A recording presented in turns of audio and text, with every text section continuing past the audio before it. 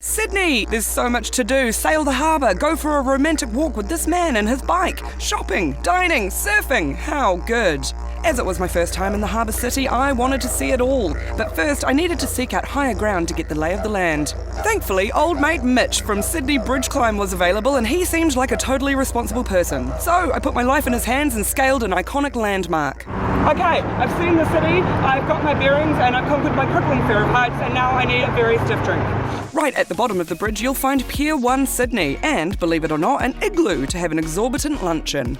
These little globes of luxury seat up to 12, but with just me and cameraman Sam in attendance, we elected to recruit a new mate to help us get stuck into all the delicious food and drink on offer. It's not often that you find yourself sitting in an igloo on the Sydney harbour being wined and dined, so I reckon what better time to have my first ever oyster.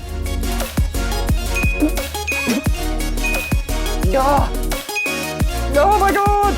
Oh my god! And only half an hour of dry retching later, I was ready to get my best impression of Bindi Irwin on at Featherdale Wildlife Park, which is positively crawling with all manner of creatures. Oh my god, look at them all! They're so cute! And weird. Australia has weird animals. Oh my god, oh my god. I feel like Britney Spears in the Toxic music video. It's kind of comforting, in a way. Like a nice hug. Featherdale treated us to a behind-the-scenes VIP experience, culminating in the kind of photo opportunity dreams are made of. I feel like I'm at prom, but with a koala. It's a bit weird.